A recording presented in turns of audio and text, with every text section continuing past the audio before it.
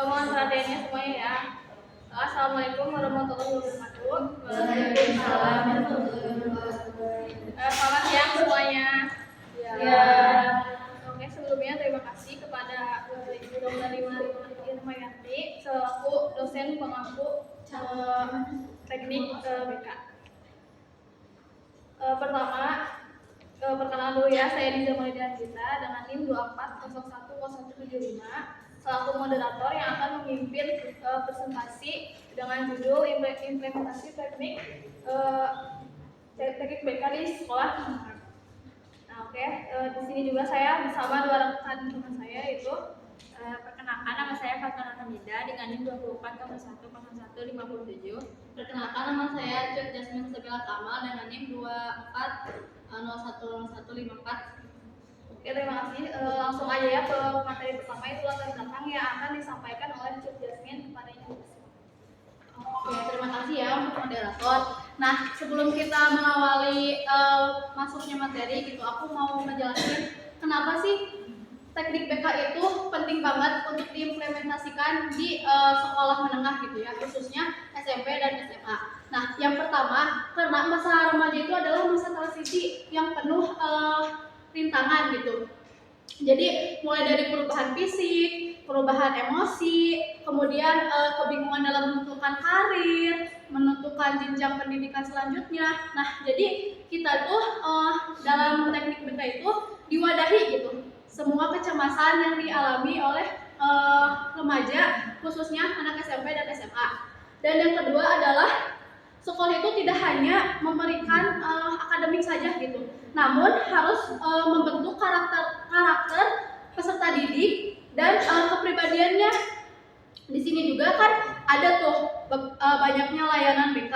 Nah, itu tuh memiliki peran masing-masing untuk memenuhi kebutuhan si peserta didik. Nah, yang ketiga, tantangan zaman kan sekarang tuh semakin kompleks gitu ya, semakin berkembang. Kemudian banyak juga perubahan yang bakalan dialami oleh peserta didik gitu ya. Jadi siswa itu harus mampu beradaptasi sesuai dengan kondisi zamannya. Kita tuh jangan ada pemikiran kolot bahwa kalau orang tua tuh sering gini, dan mama juga dulu gitu kan, sering gini-gini, dan mama dulu. Nah, kita tuh jangan kayak gitu ya, karena anak tuh harus terbuka gitu dengan teknologi, dengan perkembangan zamannya.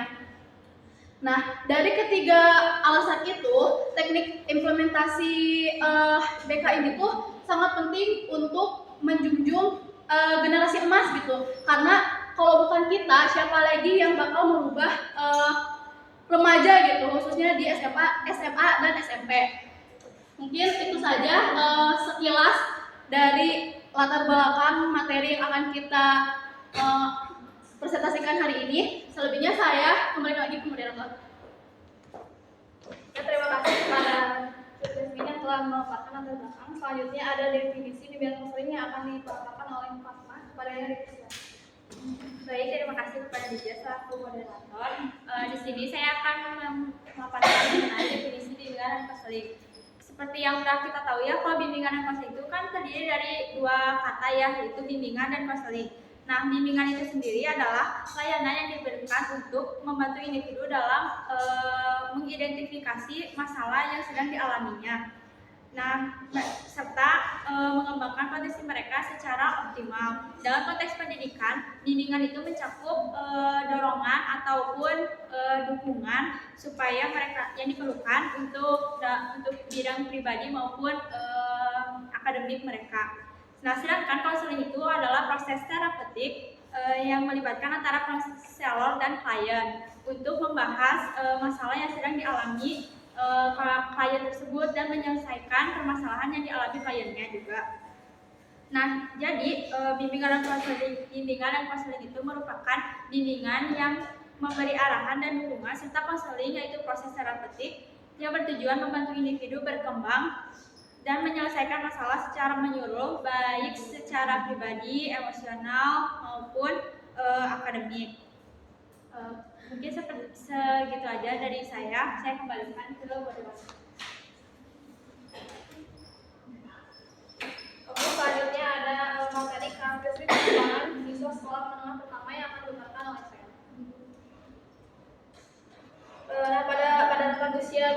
sampai 12 tahun, siswa SMP itu berada pada fase remaja awal ya, yang penuh dinamika dan penuh perubahan di berbagai aspek kehidupannya. Nah, di sini juga ada 7 aspek perkembangannya, yaitu ada perkembangan fisik dan motorik, perkembangan kognitif, perkembangan sosial, perkembangan emosional, dan perkembangan moral dan spiritual, perkembangan motivasi belajar, dan perbedaan individu. Nah, yang pertama ada perkembangan fisik dan motorik.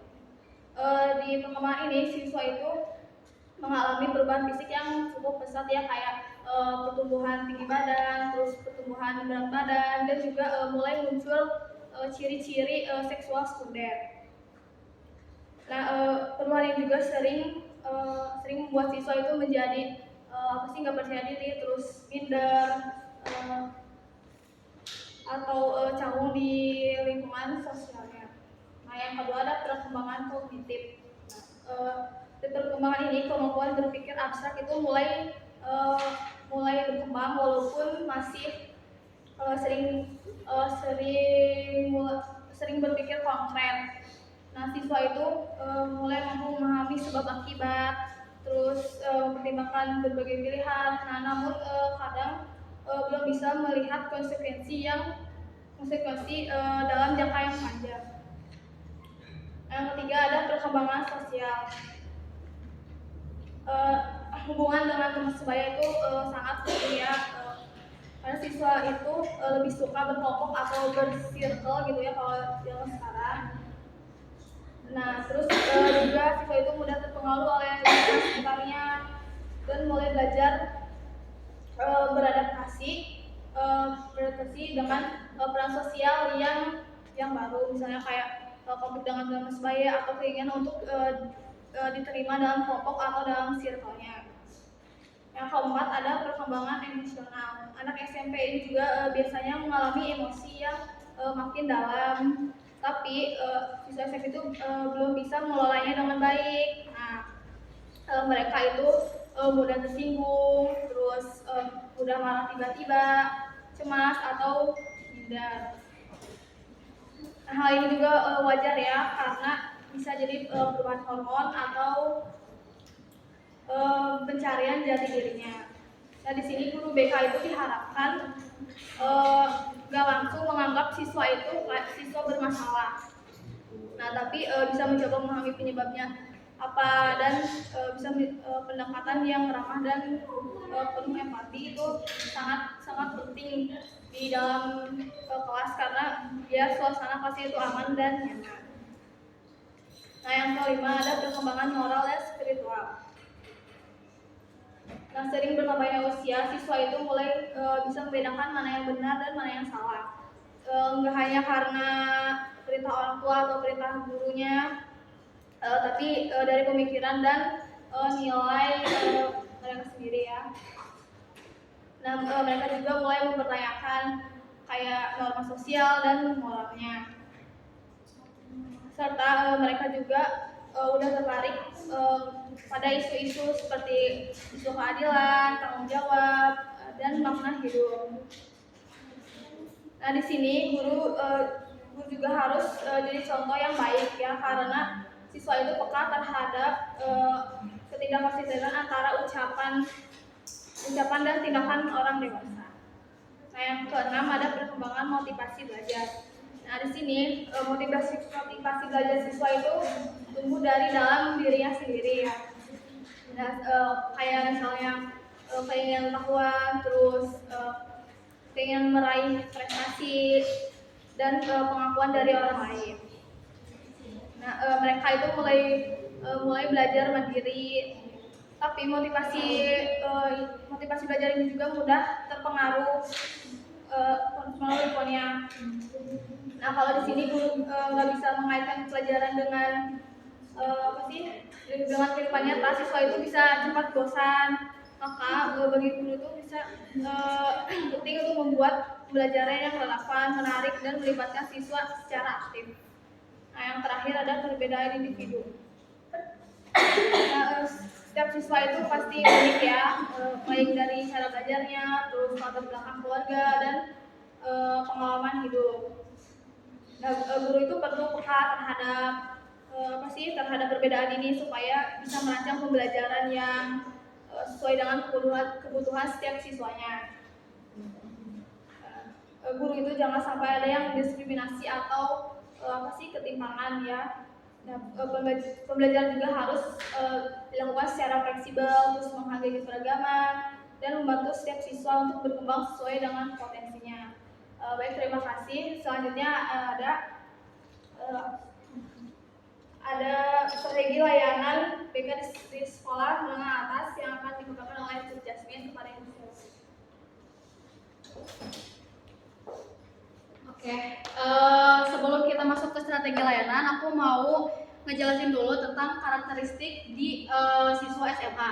Nah, seperti yang kita tahu ya, kalau misalkan siswa SMA itu dimulai dari umur berapa? Ada yang tahu? 16. Ya, 16 sampai 18 atau 15 sampai 18 tahun gitu ya. Nah, di masa-masa seperti itu banyak sekali perubahan di dalam hidup peserta didik gitu ya. Mulai dari perubahan tubuh, perubahan emosional yang tadi aku udah katakan gitu ya. Terus ada juga tekanan. Nah, tekanan yang sering dialami anak SMA itu biasanya tekanan akademik, tekanan dari keluarga, tekanan memikirkan masa depan. Nah, di situ tuh ada yang dinamakan kebutuhan bagi peserta didiknya. Apa aja kebutuhannya? Nah, di situ ada di PPT ada 5 poin ya. Kebutuhan bagi peserta didik SMA.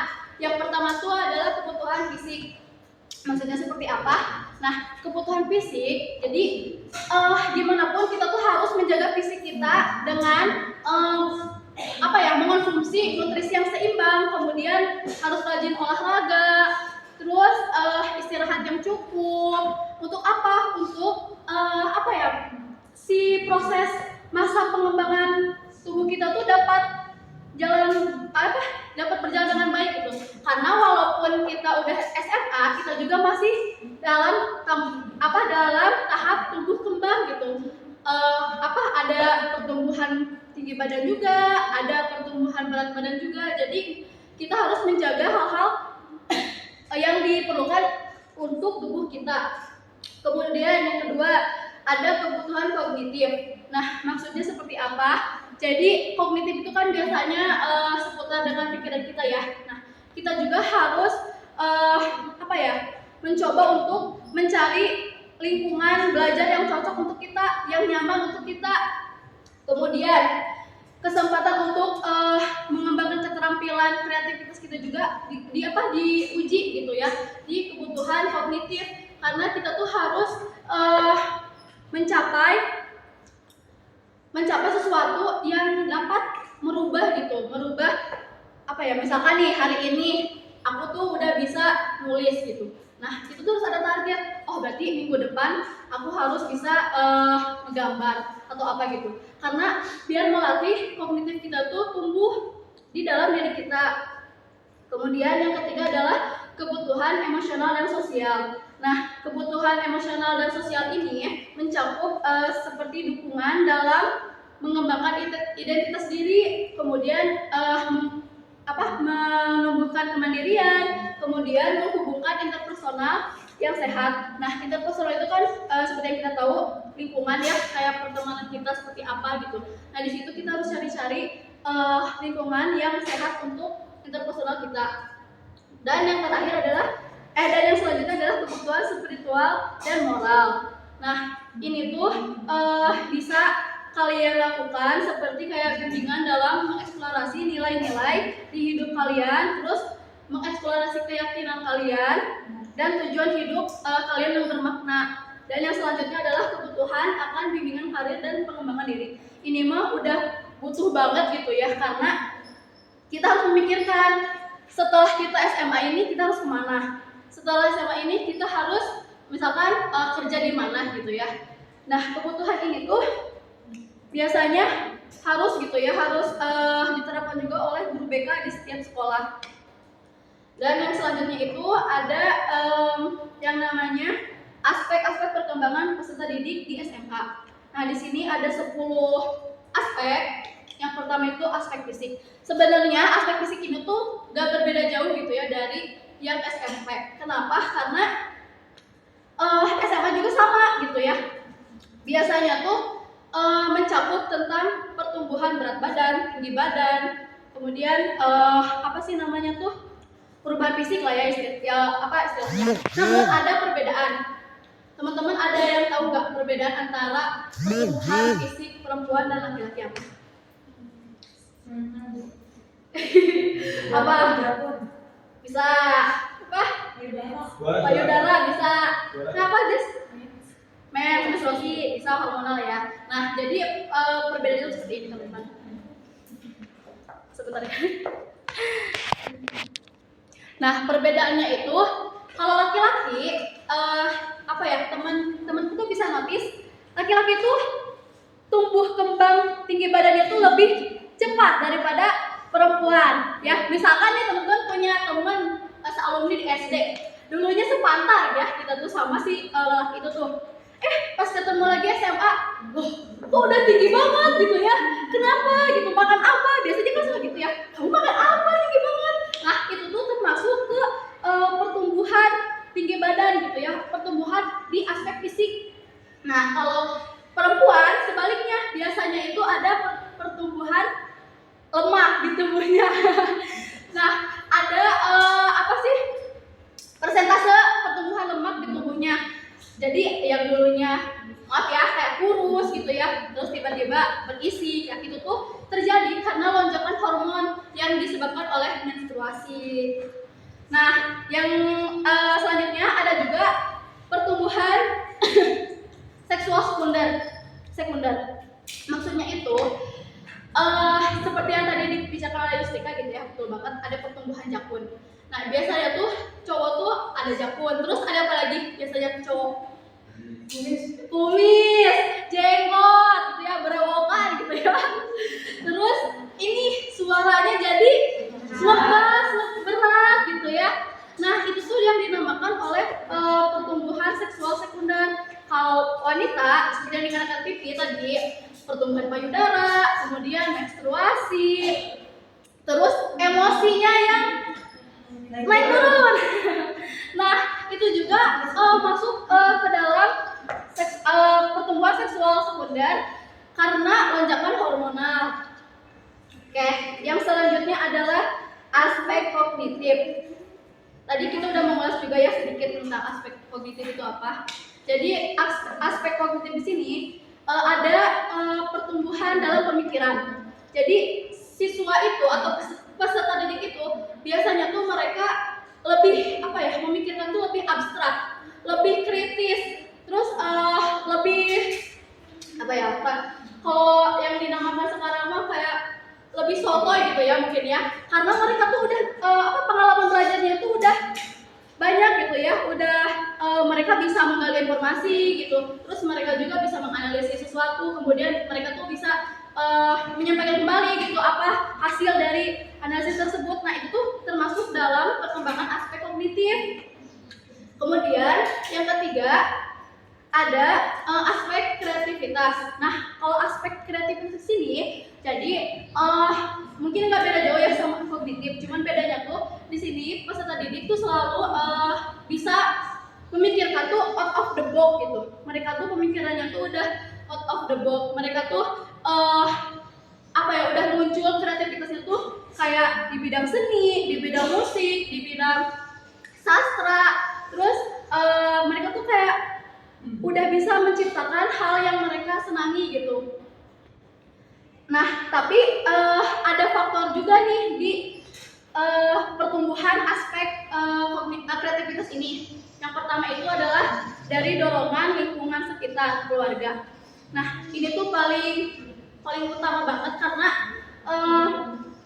seharusnya gitu ya, lingkungan keluarga itu tidak menjudge gitu ketika seseorang itu memiliki kreativitas di bidang tertentu. Walaupun itu laki-laki, namun dia menyukai desain misalkan ya, desain, iya bisa kayak gitu. Tapi itu kita jangan menjudge dulu, karena siapa tahu kreativitas anak tersebut tuh bisa berguna di masyarakat, gitu ya. Terus yang kedua, faktor di dukungan di sekolah. oleh guru dan teman-temannya gitu ya di sekolah. Nah, kalau ini mungkin kita juga udah sering lihat gitu ya penerapannya. Kayak misalkan di sekolah tuh ada acara-acara pensi gitu kan kalau pensi atau kelas meeting tuh banyak banget gitu ya perlombaan yang bisa mencakup kreativitas murid gitu di SMA. Nah terus ada yang keempat itu aspek perilaku personal. Nah kalau aspek perilaku personal ini lebih ke siswa itu udah mikir kayak aku itu siapa ya, tujuan hidup aku tuh apa ya.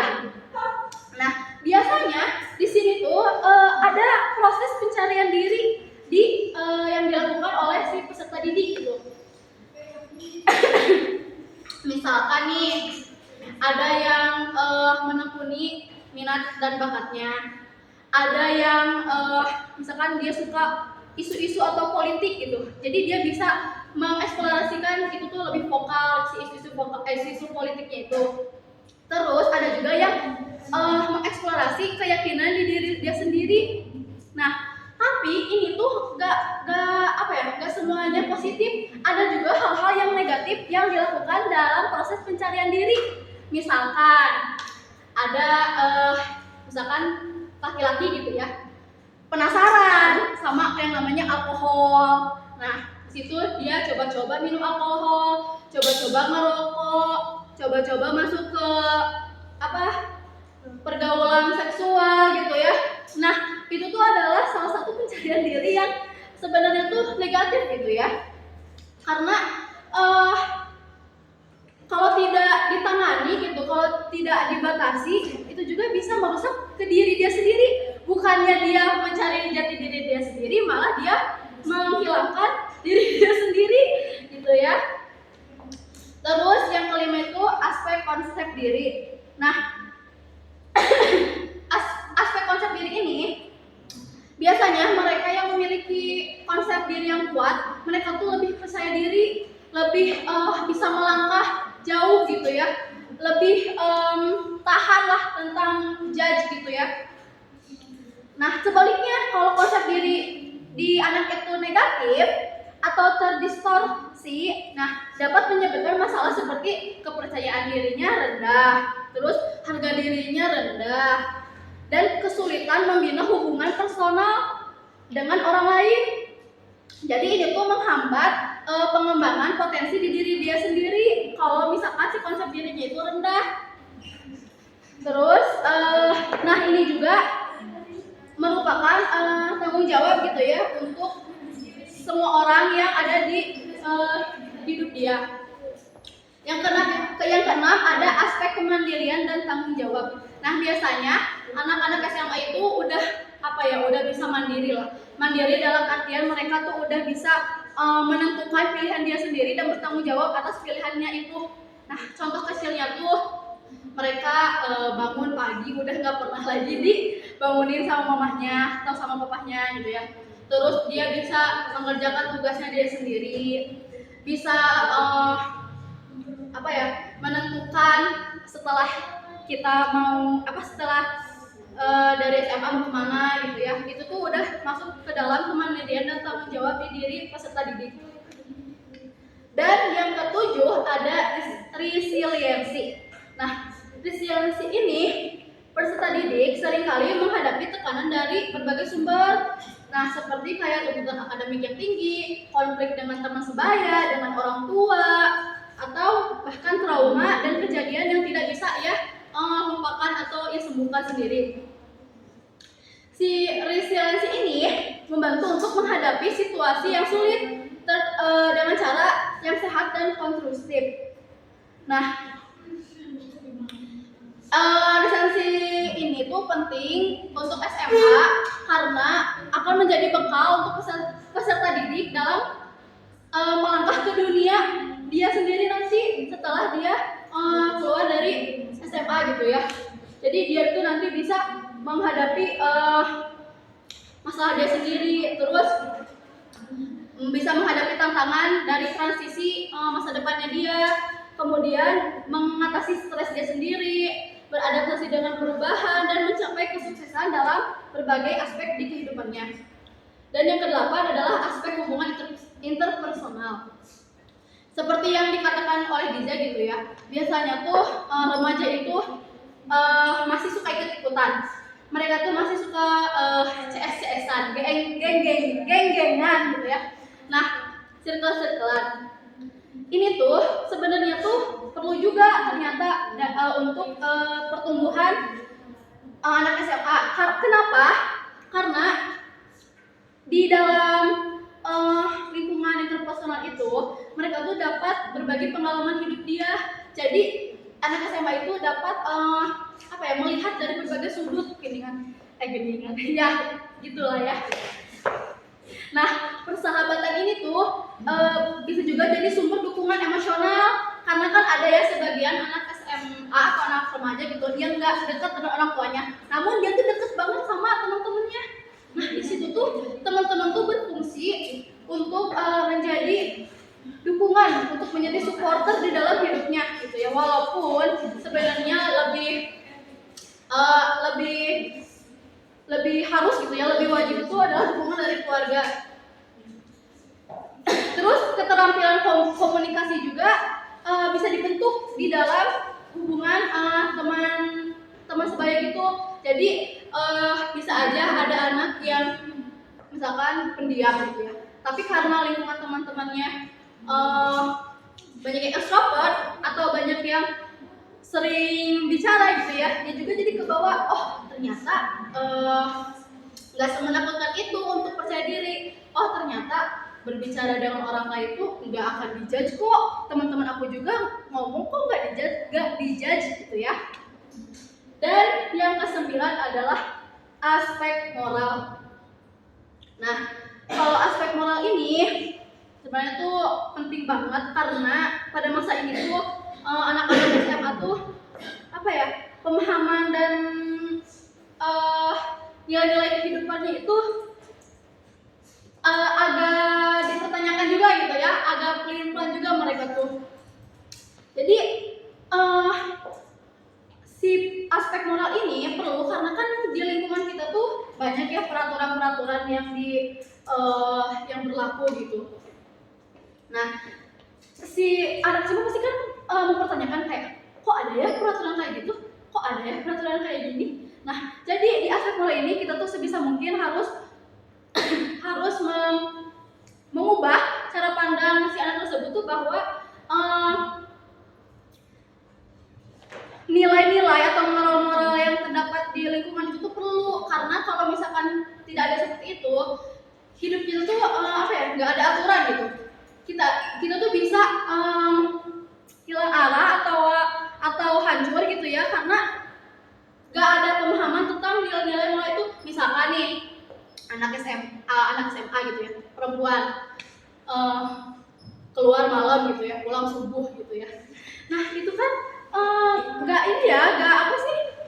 belum ada tertanam gitu aspek moral di diri dia sendiri. Nah, yang ke-10 adalah aspek spiritual. Nah, perkembangan spiritual ini dapat memberikan motivasi bagi anak SMA tersebut. Nah, ini juga tapi perlu diingat gitu ya, bahwa perkembangan moral itu berbeda-beda. Jadi harus disesuaikan gitu dengan anaknya. Kan di sini tuh banyak gitu ya agama di Indonesia itu banyak, ada Buddha, terus Islam, Kristen dan lain-lain. Nah, oleh karena itu lingkungan si anak tersebut tuh harus harus mendukung keberagaman tersebut gitu, karena itu tuh penting untuk perkembangan aspek pada peserta didik di SMA. Mungkin itu aja sedikit tentang karakteristik SMA. Kita lanjut ke strategi layanan di SMA. Sebenarnya tuh nggak jauh beda ya sama yang SMP. Kami juga ngambil 4 strategi layanan. Yang pertama itu konseling kelompok, bimbingan klasikal, dan konseling individual. Nah, aku sedikit ulas strategi layanannya, tapi nanti jelasnya akan aku ulas lagi di implementasinya. Yang pertama itu adalah konseling kelompok. Nah, biasanya di SMA ini konseling kelompok tuh diimplementasikan atau ditujukan gitu ya untuk membantu siswa yang berada dalam rehabilitas narkoba, kemudian rehabilitas pergaulan yang bebas, terus yang menjadi korban kejahatan, terus ada juga yang mengalami krisis atau pulih dari trauma. Nah, si konseling kelompok ini cocok gitu ya untuk digunakan di SMA dan ditujukan untuk hal-hal yang aku sebutkan tadi. Nah, di sini juga ada teknik-teknik yang dapat digunakan di tingkat SMA. Yang pertama itu teknik asertif, yang kedua teknik self disclosure atau pengungkapan diri, dan yang ketiga teknik journaling atau menulis reflektif. Nah, nanti itu bakal kami jelaskan di implementasi. Dan yang selanjutnya adalah bimbingan kelompok. Nah, kenapa bimbingan kelompok ini perlu? Karena bimbingan kelompok ini tuh dapat melatih sikap keterbukaan dalam diri siswa gitu. Terus membina juga keakraban di lingkungan teman-temannya, di lingkungan sekolahnya. Nah, ada juga teknik yang dapat diterapkan di konseling kelompok di bimbingan kelompok ini untuk anak SMA. Yang pertama itulah teknik permainan atau role playing. Terus yang kedua itu diskusi kelompok, dan yang ketiga teknik pemberian informasi. Nah, kalau yang di bimbingan klasikal itu di sini kami mengambil teknik ceramah dan teknik tes minat dan bakat. Dan untuk konseling individual kami mengambil CBT dan naratif terapi. Mungkin itu sekilas tentang karakteristik dan strategi layanan di SMA. Selanjutnya kami persilakan lagi ke moderator.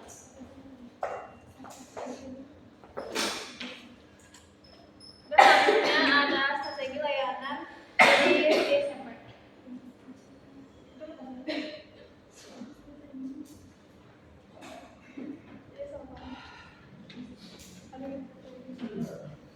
Maaf ya Rat, langsung aja ke implementasi teknik BK di sekolah menengah pertama. Yang pertama itu ada konseling kelompok. Nah, konseling kelompok itu menggunakan teknik role playing itu harusnya di bimbingan kelompok, tapi salah memasukkan materi ya, maaf.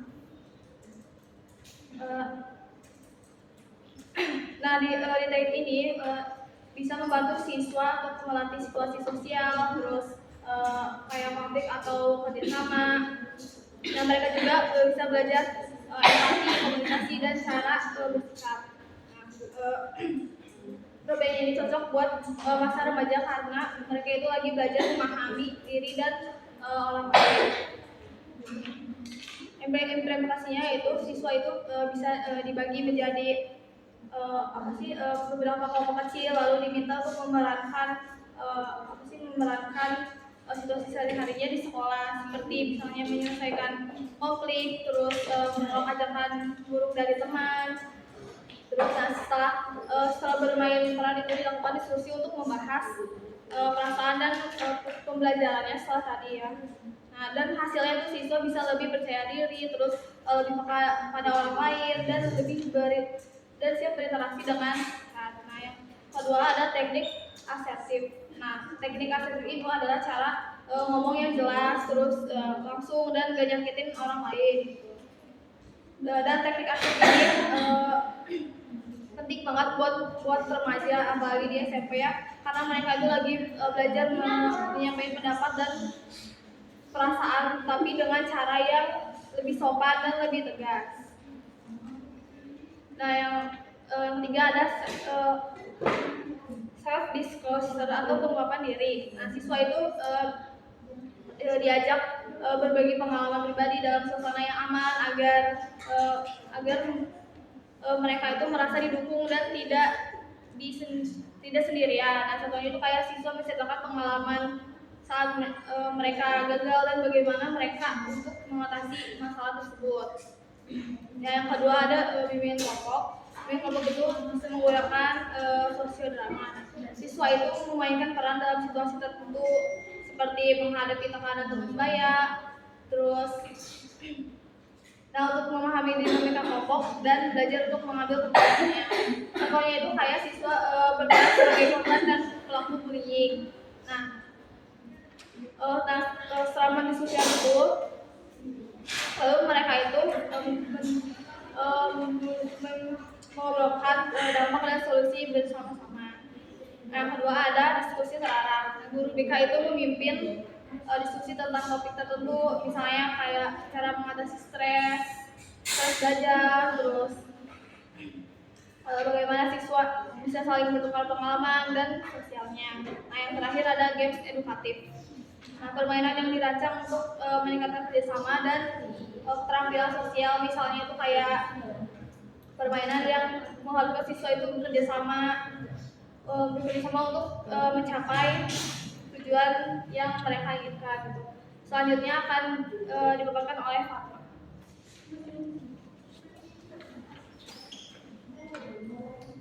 Baik, selanjutnya yang ketiga itu ada konseling individual. Nah, di PPT udah kelihatan ya ada 3 teknik yang akan kami paparkan di konseling individual ini. Nah, yang pertama itu kognitif behavioral terapi atau yang biasa kita kenal itu CBT. Nah, CBT itu kan adalah suatu pendekatan psikoterapi yang berfokus secara pikiran, perasaan, dan perilaku seseorang. Nah, CBT ini tuh berasumsi kalau misalnya pikiran yang negatif itu bakalan berdampak kepada emosi dan perilaku yang maladaptif. Nah, konselor tuh membantu klien buat mengganti pola pikir negatif itu menjadi yang lebih rasional kayak gitu. Nah, contohnya kalau misalnya di SMP ya, ada siswa kelas 8 gitu, misalnya namanya Yusrika.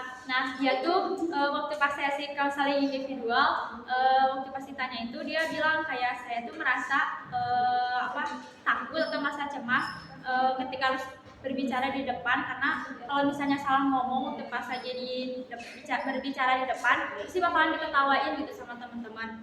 Nah, di sini tuh konselor bisa menggunakan teknik CBT.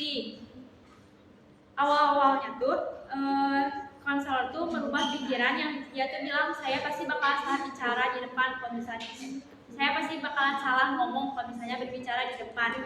Nah, kalau hal itu pasti nggak benar. Terus kita tuh juga ngasih tahu kayak apakah kamu tuh pernah ngeliat gitu ada teman kamu yang salah berbicara di depan terus diketawain sama teman-teman. Nah, kan dia tuh di situ siswa tersebut tuh pasti bakalan berpikir kayak oh iya teman aku salah berbicara di depan juga nggak diketawain. Nah, dari situ kan siswa tersebut bisa mengganti pemikiran negatif tersebut menjadi lebih yang positif. Lalu konselor itu bisa mengajak siswa tersebut buat simulasi atau enggak kayak latihan berbicara di depan kayak gitu.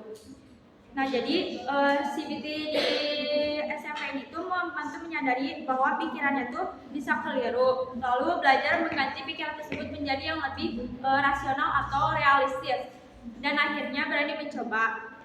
Lalu yang kedua ada teknik drawing projective. Nah, teknik drawing projective ini tuh menggunakan media gambar untuk mengetahui isi pikiran, perilaku, ataupun perasaan seseorang. Kayak kita kayak kita tahu ya, kadang remaja di SMP itu masih sulit untuk mengkomunikasikan perasaannya. Nah, siswa di SMP itu bisa menggunakan media gambar untuk mengekspresikan atau mengkomunikasikan perasaan yang lagi dia alami. Selain itu, konselor itu bisa dari teknik ini ya, konselor itu bisa mengetahui lebih mendalam emosi yang lagi dirasakan oleh siswa tersebut. Nah, contohnya misalnya seorang siswa itu disuruh menggambarkan hal-hal seperti misalnya keluarganya, diri sendiri, ataupun perasaan yang lagi dia alami. Nah, siswa tersebut ternyata menggambarkan dirinya sendiri lagi berada di sebuah kegelapan kayak gitu. Nah, setelah siswa tersebut selesai menggambar, konselor itu membantu untuk menjelaskan gitu makna gambar yang sudah dia gambar itu apa. Nah, dari gambar tersebut kan kita tahu ya kalau misalnya dia tuh ada seorang yang lagi berada di kegelapan. Nah, berarti kan menunjukkan kalau dia tuh merasa kesepian ataupun lagi isolasi sosial. Nah, dari interpretasi ini konselor itu dapat membantu siswa memahami dan mengelola emosi mereka secara lebih efektif.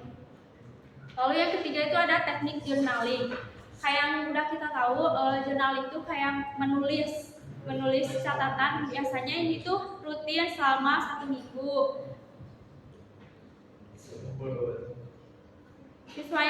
Siswa tuh konselor tuh memberikan tugas kepada siswa dalam 1 minggu untuk menuliskan tentang perasaannya, apa yang lagi dialami, terus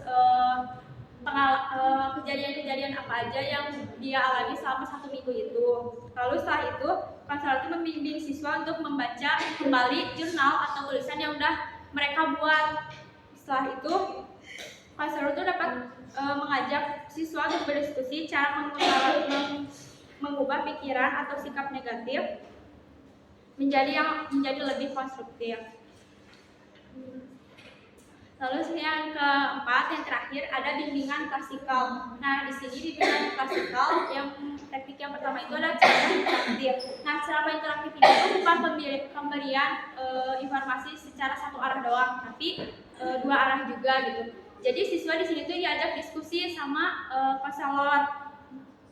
Di SMP teknik itu sangat berguna untuk menyampaikan materi-materi seperti manajemen stres, terus pemahaman tentang perubahan fisik dan psikologis pada masa remaja. Nah, contohnya konselor tuh mengadakan ceramah interaktif tentang mengelola emosi dan stres pada masa remaja. Nah, di awal tuh konselor tuh menjelaskan terlebih dahulu gitu awalan materi tentang mengelola emosi tersebut. Lalu setelah itu siswa di kelas tuh diajak berdiskusi kayak menurut kamu apa yang lagi kamu rasakan akhir-akhir ini, terus apa yang lagi membuat kamu stres gitu selama akhir-akhir ini. Lalu setelah itu di akhir tuh bakalan dirangkumin sama konselornya sama guru BK-nya tentang teknik yang sudah digunakan pada hari ini. Lalu yang kedua itu ada simulasi. Nah, simulasi itu hampir sama ya kayak teknik role playing. Nah, simulasi ini itu merupakan metode pembelajaran yang melibatkan peserta didik dalam sebuah situasi atau peran yang menyerupai kondisi nyata yang sedang dialaminya.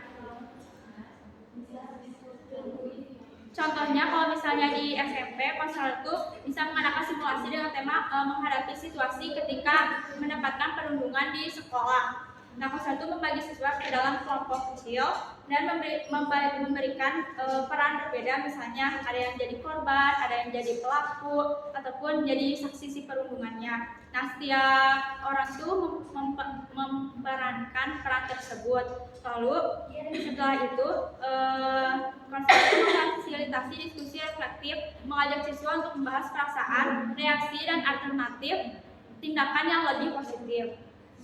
Lalu yang terakhir ada penggunaan media visual dan audio visual. Nah, dalam bimbingan klasikal ini kita bisa menggunakan media video interaktif. Contohnya video untuk manajemen stres ataupun video tentang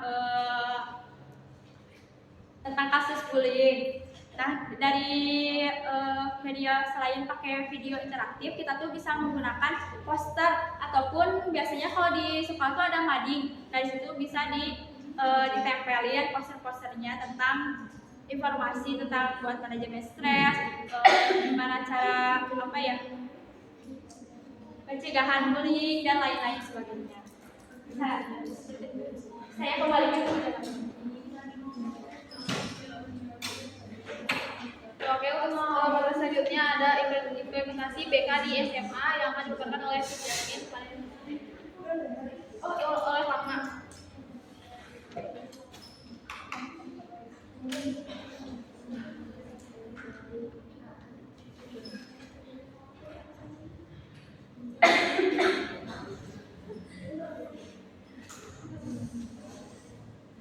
Baik, di implementasi bimbingan dan konseling di SMA tuh yang pertama ada konseling kelompok. Nah, di sini kita menggunakan teknik asertif. Tadi kan udah dijelasin juga ya sama Dija tentang teknik asertif. Nah, teknik asertif itu adalah teknik dalam konseling yang bertujuan untuk membantu individu menyampaikan perasaannya secara jujur, secara jujur, penyampaian tentang pikiran, perasaan dan keinginannya. Terus penyampaiannya juga tegas ke orang lain, tapi tidak menyakiti hati orang lain, kayak gitu. Nah, di SMA ini kan remaja sedang berada dalam fase mengalami tekanan sosial. Nah, teknik asertif itu sangat efektif digunakan untuk membantu mereka berani menyuarakan pendapat tanpa takut ditolak, terus berani mengatakan tidak terhadap hal-hal yang negatif. Contohnya misalnya ada siswa gitu bernama Dia. Nah, dia tuh sering merasa gak enak kalau misalnya diajak bolos sama temennya.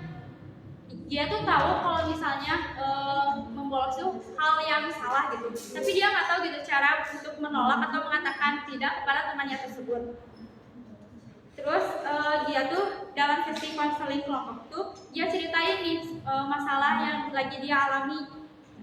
Lalu diajak bermain peran, kayak misalnya temanya mengajak bolos dan dia harus menolak secara asertif. Nah, dia tuh berlatih kayak menggunakan kata-kata asertif kayak misalnya, maaf ya, aku gak bisa ikut untuk membolos karena aku tuh lagi menyebabkan. Iya, contohnya kayak misalnya, maaf ya, aku gak bisa ikut buat bolos itu soalnya karena aku tuh lagi fokus buat masuk ke PTN, jadi aku harus belajar dengan bersungguh-sungguh. Tapi kita tuh bisa ngobrol waktu pas lagi istirahat kayak gitu. Lalu yang kedua ada teknik self disclosure. Ini juga tadi digunakan pada saat SMP ya. Nah, teknik self disclosure ini adalah ketika seseorang secara sadar membagikan informasi pribadi yang sebelumnya tuh dia nggak pernah ceritain ke siapapun, bahkan ke orang terdekatnya. Kan kita tahu ya bahwa masa SMA itu adalah periode yang sangat kompleks itu bagi remaja. Mereka tuh mulai membentuk identitas, terus mencari jati diri, terus menghadapi tekanan sosial dari berbagai arah, misalnya dari sekolah, keluarga ataupun teman. Tapi banyak dari mereka juga yang nggak tahu gimana sih cara buat terbuka gitu, gimana cara buat cerita. Nah, di sini teknik self disclosure itu sangat diperuntukkan untuk siswa SMA. Contohnya, misalnya ada siswa SMA bernama Aaron. Nah, dia tuh selama konseling kelompok awal tuh pendiam, terus belum mau cerita. Tapi setelah beberapa waktu dia mulai cerita kalau misalnya dia merasa rendah diri karena nilainya tuh turun terus karena disebabkan orang tuanya tuh yang udah bercerai gitu. Nah, setelah Aaron bercerita, ternyata ada 2 orang juga di kelompok tersebut yang pernah mengalami hal tersebut. Nah, jadi mereka tuh saling berbagi cerita serta berbagi informasi gimana sih cara buat ngasih solusinya tersebut. Nah, ketika Aaron ini udah mulai membuka diri, Aaron tuh jadi merasa lebih lega. Nah, dia juga jadi merasa lebih terbuka. Jadi teknik ini tuh bukan cuma soal curhat doang, tapi melatih keberanian untuk seorang individu untuk terbuka.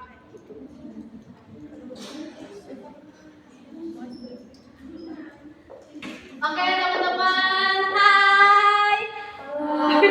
Hai. Udah ngantuk? Mau ice breaking dulu? Ice breaking dulu yuk biar nggak ngantuk. Coba tangannya ke pundak temennya. 1, coba. Yuk, pijitin sampai yuk. Jangan ngantuk, gitu jangan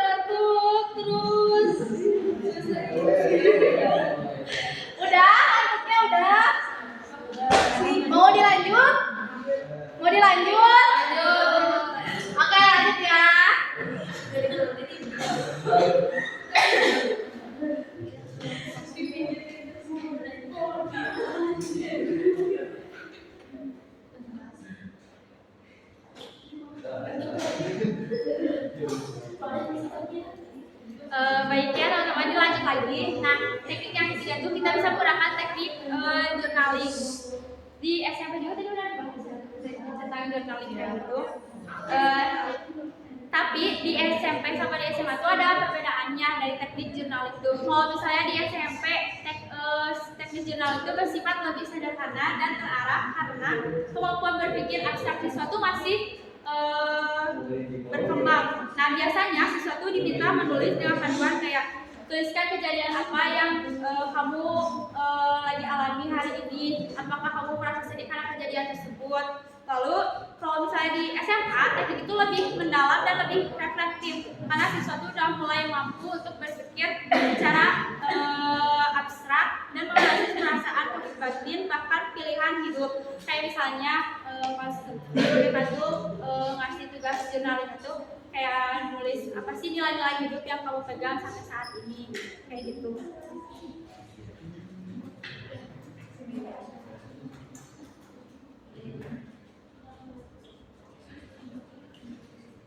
Baik, implementasi strategi yang kedua di SMA itu ada bimbingan kelompok. Di sini kita menggunakan teknik role playing.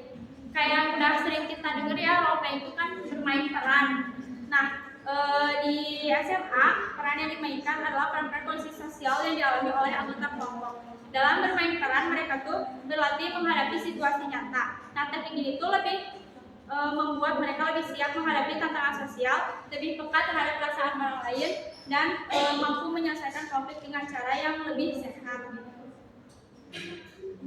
Kalau misalnya di SMP tuh lebih ke sosial, role play-nya itu lebih ke sosial kayak misalnya tentang teman sebaya. Nah, kalau misalnya di SMA tuh lebih kompleks role play-nya. Lalu selanjutnya kedua ada diskusi kelompok. Teknik diskusi kelompok merupakan suatu cara membimbing melalui kelompok dengan memberikan kesempatan kepada individu ataupun setiap kasali untuk mengutarakan pendapat, menyimpulkan mengenai suatu permasalahan atau sebagai alternatif permasalahan yang sedang dihadapi. Nah, jadi bisa diketahui kalau misalnya teknik diskusi kelompok ini tuh akan mendorong siswa dalam memulai interaksi dan memberikan kesempatan siswa dalam mengutarakan pendapatnya. Kalau di SMA teknik diskusi ini bisa efektif untuk membantu mereka mengetahui tentang informasi atau pengetahuan baru tentang karir. Terus membantu mereka tuh buat yang awalnya bingung dalam merencanakan karir bisa jadi lebih tahu kayak oh yang saya tuh harus kayak gini buat merencanakan karir. Terus juga membantu mereka untuk meningkatkan keterampilan dalam perencanaan karir siswa di SMA. Lalu yang terakhir ada teknik pemberian informasi. Nah, teknik pemberian informasi ini tuh bertujuan untuk menyampaikan pengetahuan atau wawasan kepada siswa seperti informasi tentang karir, strategi belajar, ataupun isu-isu kesehatan mental. Teknik pemberian informasi ini juga sama ya kayak teknik ceramah interaktif. Sebenarnya pemberian informasi itu kan gak harus secara lisan, tapi bisa juga secara tulisan. Contohnya kayak tadi poster atau gak kayak video edukatif, terus majalah, mading kayak gitu. Nah kan di SMA tuh remaja tuh sering bingung ya buat memilih jalan hidup karena minimnya dari informasi tersebut. Nah teknik ini tuh membantu mereka untuk mengetahui ataupun lebih mengenal informasi tentang perencanaan karir ataupun pemilihan untuk studi lanjutan ke jenjang kuliah. Baik, saya kembalikan kepada Dr. Selanjutnya akan dilanjutkan oleh Chef Jasmine ya, bimbingan klasikal dan foto individual. Oke, jadi kan kita udah mengulas sedikit ya tentang di strategi layanan tentang bimbingan klasikal di SMA. Nah, di SMA ini bimbingan klasikal tuh lebih efektif itu teknik ceramah dan tes minat bakat. Nah, ceramahnya juga nggak kayak yang di kelas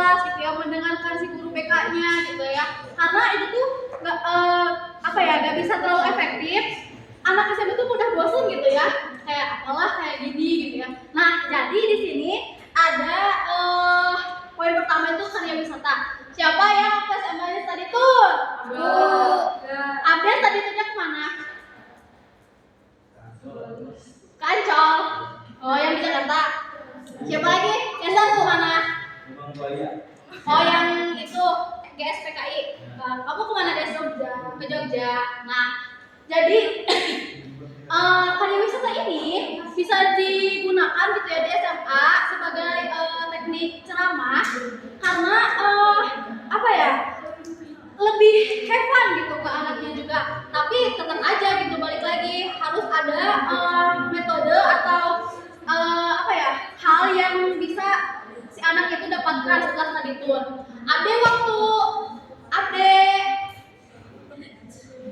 Waktu ke Ancol Abdi dapat apa aja?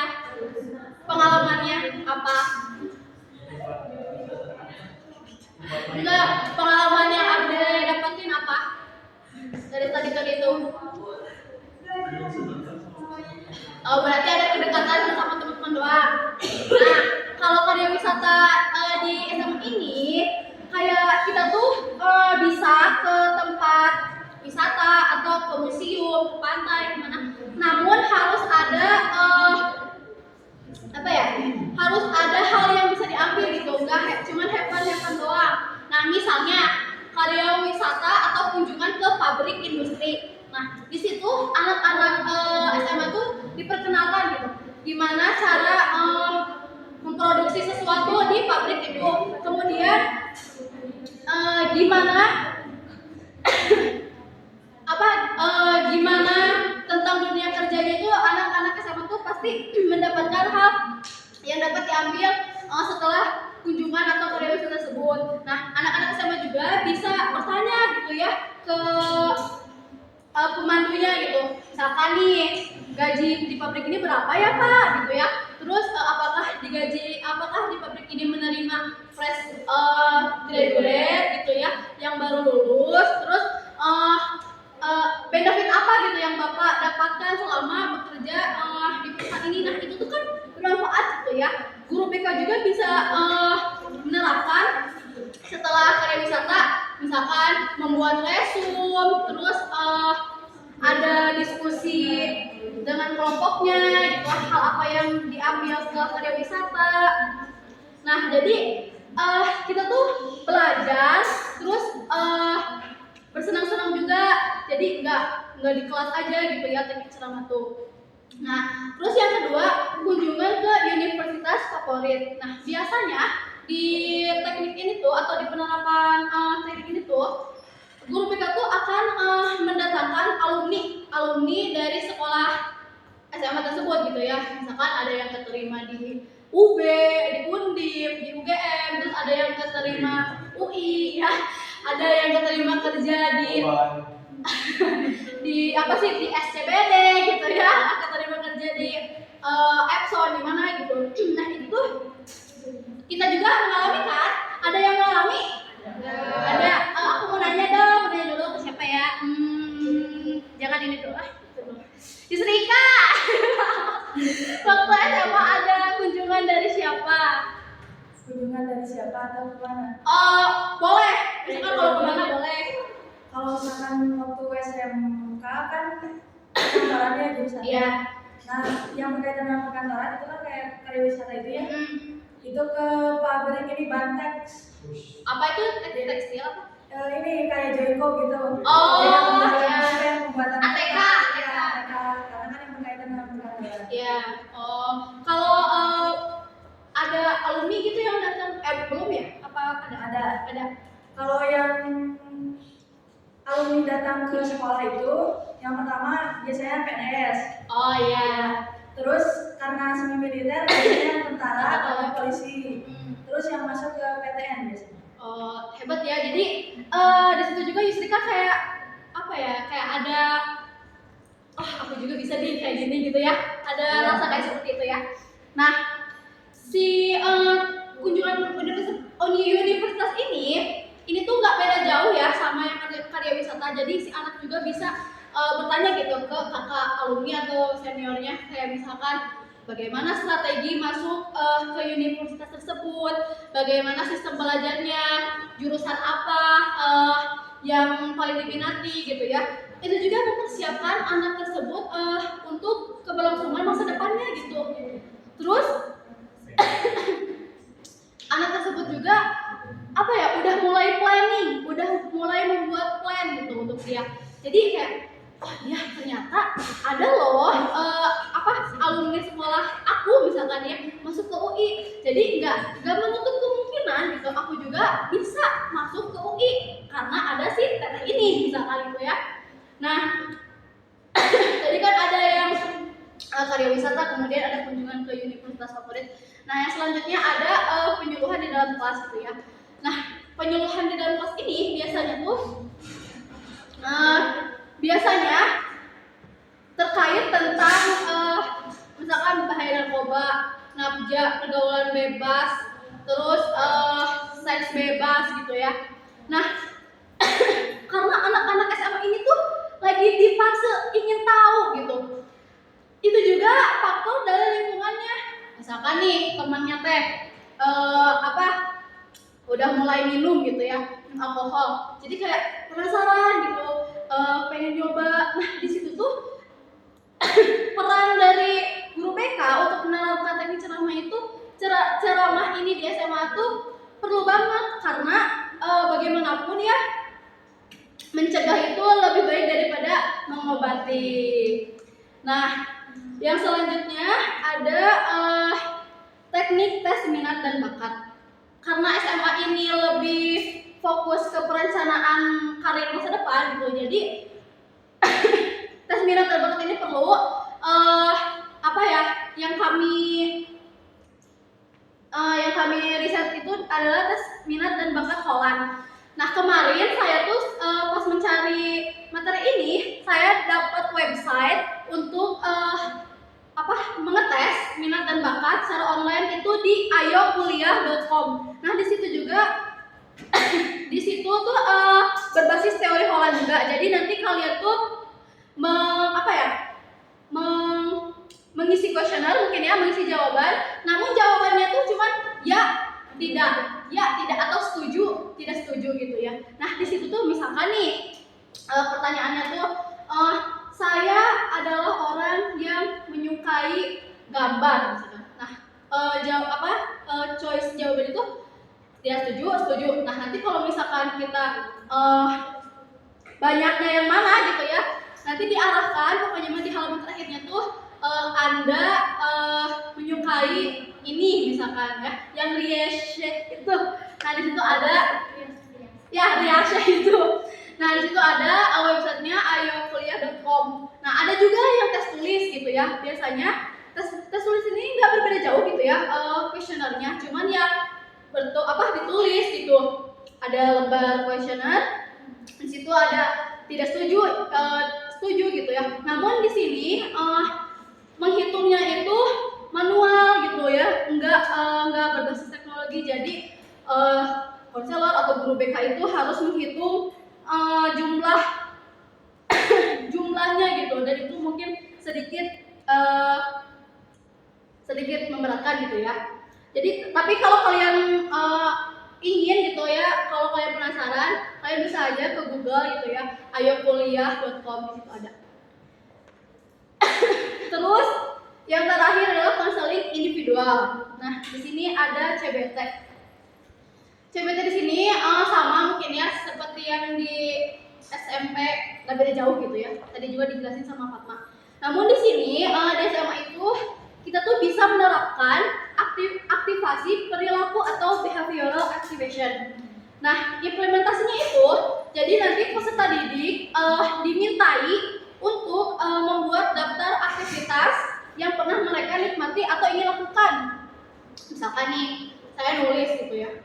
Saya nulis saya ingin ke time zone gitu. Atau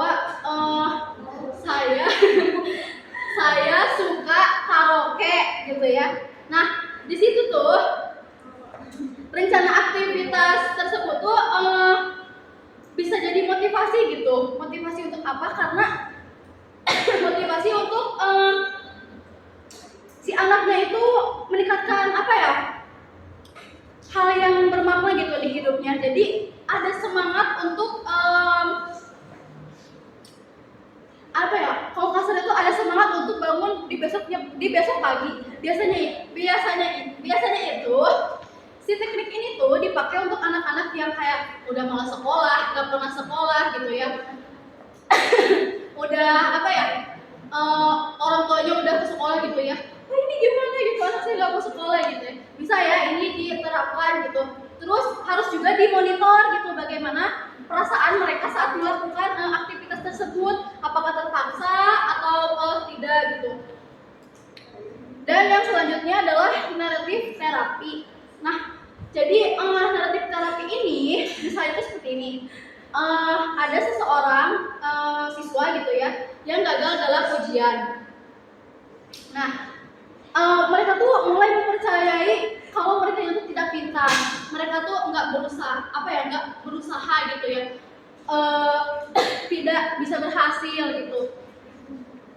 Nah, hal-hal yang tersebut kan bisa membentuk negatif ke diri dia sendiri gitu. Jadi dia tuh percaya apa yang dia pikirin. Nah,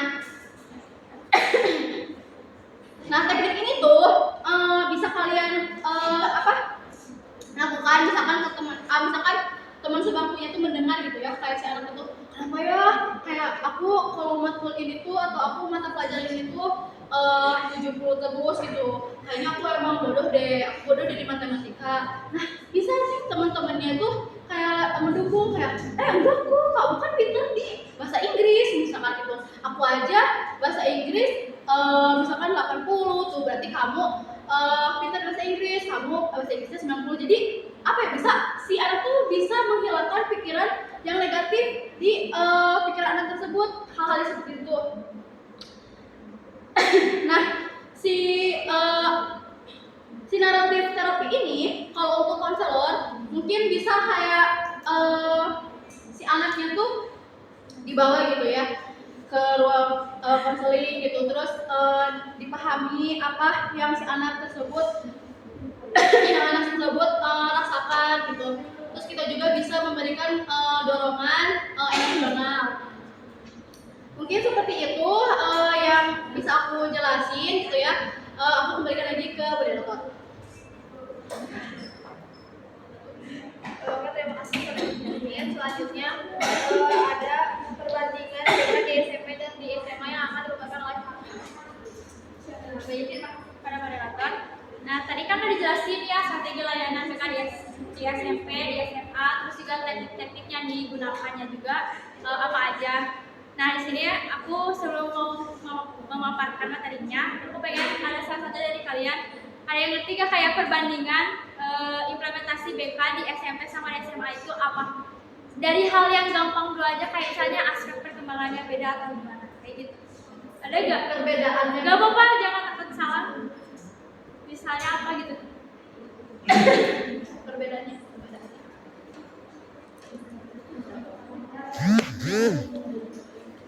Baik, mungkin karena biar lebih cepat juga ya waktunya.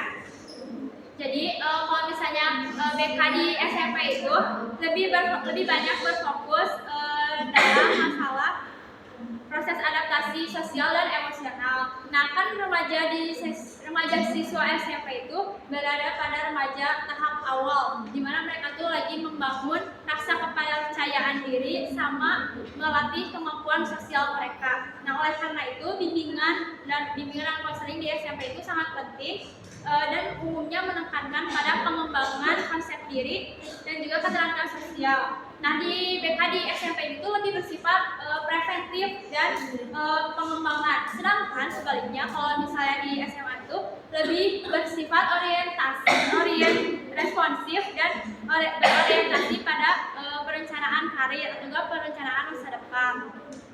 Karena siswa di SMA itu udah memasuki remaja tahap akhir yang lebih banyak memiliki kebutuhan yang kompleks, sehingga BK di SMA itu dituntut untuk memberikan layanan seperti layanan informasi tentang karir ataupun perencanaan perencanaan masa depan. Nah, itu bisa menggunakan kayak tadi tes minat bakat ataupun apa ya?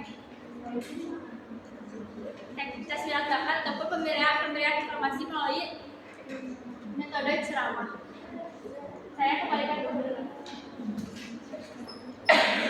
Oke, materi selanjutnya ada hambatan dan solusi yang akan diberikan oleh Cut. Oke, kita masuk ke hambatan dan solusi dalam mengimplementasikan bimbingan dan konseling di SMP atau SMA. Nah, sebelumnya teman-teman ada yang tahu nggak, kan kita juga udah pernah ngebahas ya di belakang-belakang gitu hambatan-hambatan apa yang ada dalam pengimplementasian BK di sekolah. Kurangnya guru BK di sekolah. Adanya rumor BK ini masih sekolah. Apa? Adanya rumor BK. Oh, stigma yang tidak baik gitu ya untuk BK. Apalagi Des?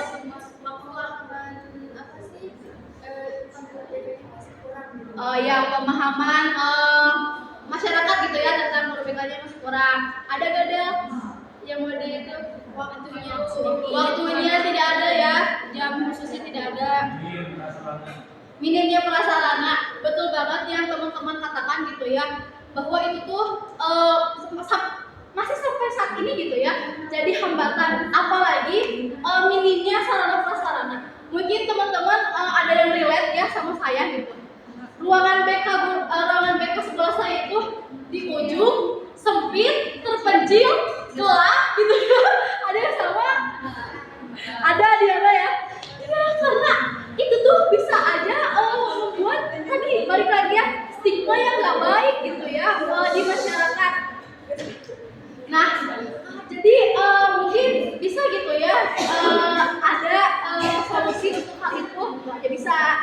Nah, terus tadi juga ada yang kendala utama tentang guru BK-nya yang sedikit gitu ya. Betul banget gitu. Seperti yang kita tahu ya, guru BK itu harus menangani satu guru BK itu harus menangani 300 siswa gitu ya, kurang lebih 150 gitu ya. Nah, padahal idealnya satu konselor itu 150. Oh, maaf. Jadi kebanyakan guru BK di sekolah yang kita tahu tuh menangani mungkin hampir seluruh peserta didik. Satu guru BK itu satu sekolah gitu ya. Padahal idealnya itu satu guru BK itu 150 peserta didik atau siswa. Nah, terus yang kedua, pemahaman yang keliru tentang fungsi layanan BK. Ini tuh sampai sekarang gitu ya masih menjadi huru hara. Saya juga waktu ya betul waktu observasi di salah satu SMK di Cijerah gitu ya. Kok saya tanya, guru BK di sini biasanya ngapain aja gitu ya? Potong rambut, terus apa sih? Apa namanya tuh? Menyita barang gitu, make up, razia gitu ya, menghukum gitu. Nah, seperti itu kayak mungkin pemahamannya tuh harus lebih didekati gitu ya, lebih dibenarkan. Nah, hambatan lainnya itu kurangnya pelatihan profesional. Nah, kurangnya pelatihan profesional ini membuat guru BK sekarang tuh ada yang kurang up to date. Jadi kurang memahami tentang perkembangan zaman dan teknologi serta karakter anak di zaman ini gitu ya. Karena apa ya? Anak-anak zaman sekarang dan zaman dulu tuh beda gitu. Anak-anak sekarang tuh lebih ke banyak apa ya? Banyak ngomelnya mungkin ya. Kalau kasarnya itu kayak gitu gini. Nah, dari semua hambatan itu ada solusi. Yang pertama, untuk penambahan jumlah guru BK itu tuh penting banget agar layanannya tuh lebih efektif. Kemudian sosialisasi mengenai peran positif bimbingan dan konseling itu juga perlu karena untuk mengurangi stigma yang tidak baik di masyarakat tentang bimbingan dan konseling. Dan yang ketiga adalah peningkatan sarana dan prasarana seperti ruang BK yang nyaman, kemudian tersedianya alat tes minat dan bakat, terus pemanfaatan teknologi. Nah, ini tuh bisa meningkatkan kualitas layanan. Nah, kalau misalkan ruangannya nyaman gitu ya, anak-anak juga bisa terbuka untuk berbicara di guru Nah, yang keempat, jadi guru BK ini didorong untuk mengikuti pelatihan dan workshop secara rutin agar kompetensinya itu senantiasa terbarui gitu ya. Seperti yang aku bilang tadi gitu, agar update gitu ya, agar tidak tertinggal. Nah, jadi dalam menangani masalah ini tuh sebenarnya tuh siswa guru BK juga harus berkolaborasi gitu dengan orang tua dan warga di sekolah ya, karena ya itu tadi minimnya jam khusus BK gitu. Kalau hanya mengandalkan guru BK gitu ya, kalau hanya mengandalkan pertemuan guru BK itu nggak akan efektif gitu. Karena waktu itu juga saya observasi yang tadi saya sebutkan gitu ya, ternyata di sekolah tersebut tuh sama sekali nggak ada jam khusus BK gitu. Mereka itu ada satu kali pertemuan itu di kelas 10 awal itu tuh, mungkin maksudnya ke orientasi sekolah, saya juga nggak tahu ya. Nah, terus ada juga satu kali di kelas 11 itu juga penyuluhan yang program dari Pak Deddy Mulyadi gitu. Nah, selebihnya itu tidak ada. Itu juga sangat disayangkan gitu ya, karena mengingat BK itu penting gitu. Mungkin itu aja gitu ya hambatan dan solusi dari pengimplementasian SMA dan SMP ini. Harapannya mungkin ini tuh bisa terselesaikan ya, karena hambatan ini tuh sampai saat ini masih menjadi huru hara di bidang pendidikan khususnya di BK. Mungkin itu saja, saya kembalikan ke moderator. Oke, sebelum mengungkapkan kesimpulan, barangkali ada teman-teman yang ingin bertanya atau berdiskusi, persilakan. Boleh, Jus?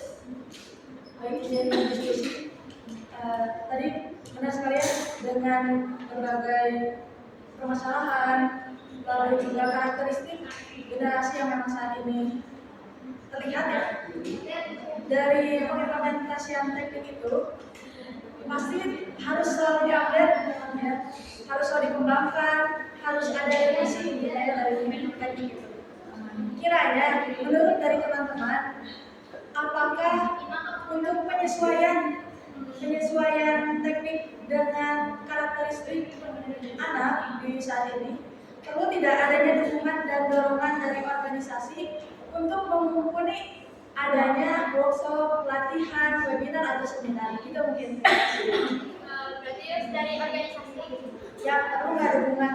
Organisasi mungkin dalam bidang pendidikannya. Ya, dalam bidang pendidikan dan konseling. Oh, oke. Harus organisasi. Ya, ya apapun itu perlu ada dukungan dari siapa gitu.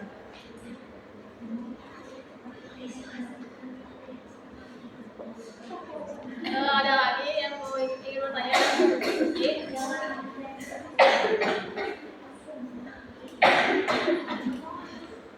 Ada lagi?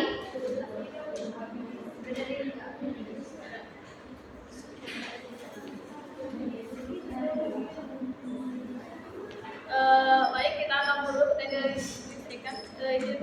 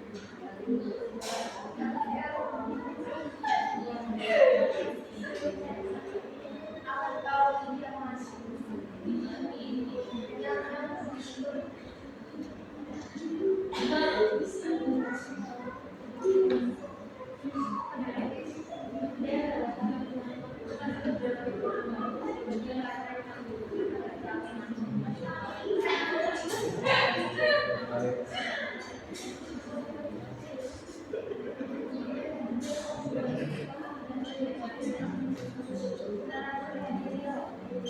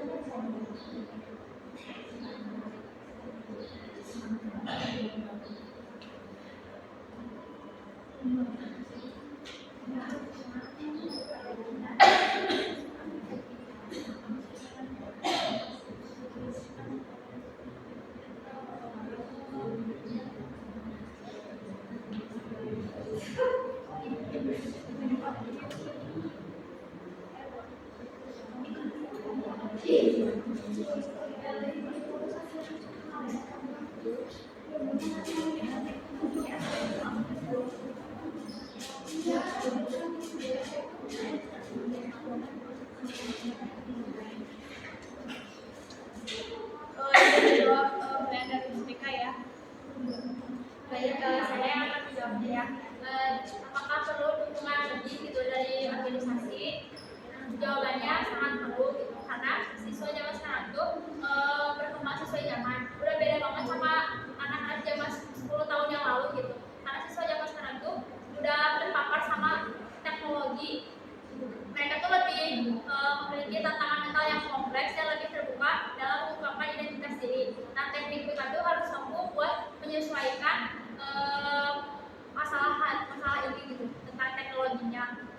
Nah, selain itu supaya layanan mereka tuh lebih individualistis dan berbasis kebutuhan. Jadi bukan hanya berdasarkan masalah umum, tapi karakteristik dari setiap siswa. Misalnya lewat asesmen psikologisnya dan pengembangan kepribadian.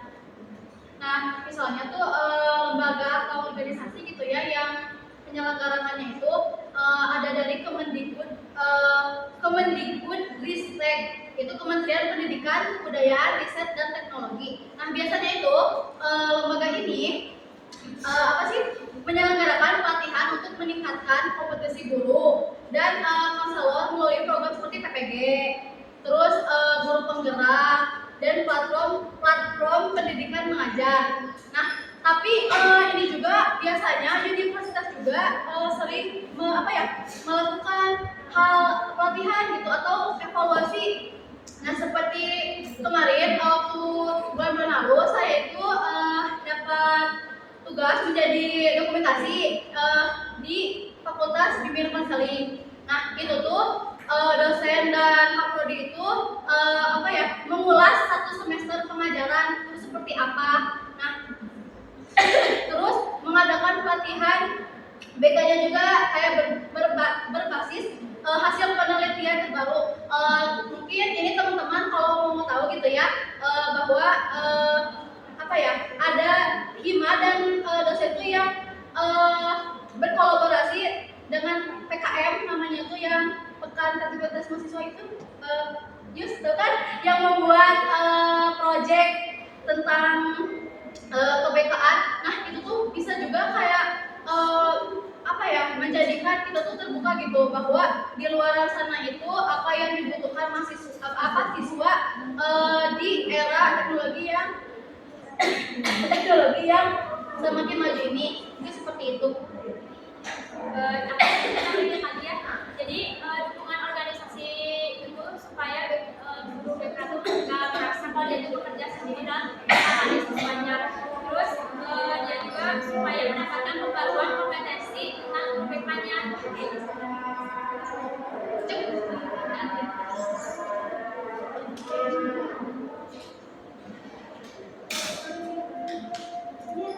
Oke, langsung aja ke kesimpulannya. Penerapan teknik bimbingan konseling di SMP dan SMA ini sangat penting untuk membantu siswa berkembang baik secara pribadi, sosial, terus belajar maupun dalam hal untuk merancang masa depan. Nah, di setiap jenjang sekolah juga butuh pendekatan yang berbeda. Dari SMP itu kayak lebih cocok pendekatan yang eksploratif dan interaktif. Mereka lagi belajar mengenal diri sendiri, terus mengenal diri sendiri dan bersosialisasi. Fokusnya itu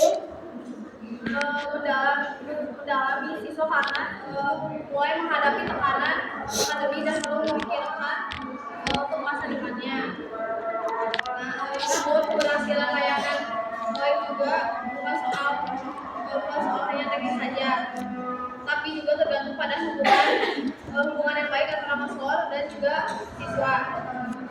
Nah, kesiapan siswa sendiri juga serta dukungan dari lingkungan sekolahnya. Nah, jadi yang terpenting adalah adanya perencanaan yang matang, pelaksanaan yang profesional dan evaluasi yang terus dilakukan secara berkala. Nah, oke, itu saja yang dapat kami sampaikan. Selebihnya mohon maaf. Terima kasih. Wassalamualaikum warahmatullahi wabarakatuh. Waalaikumsalam.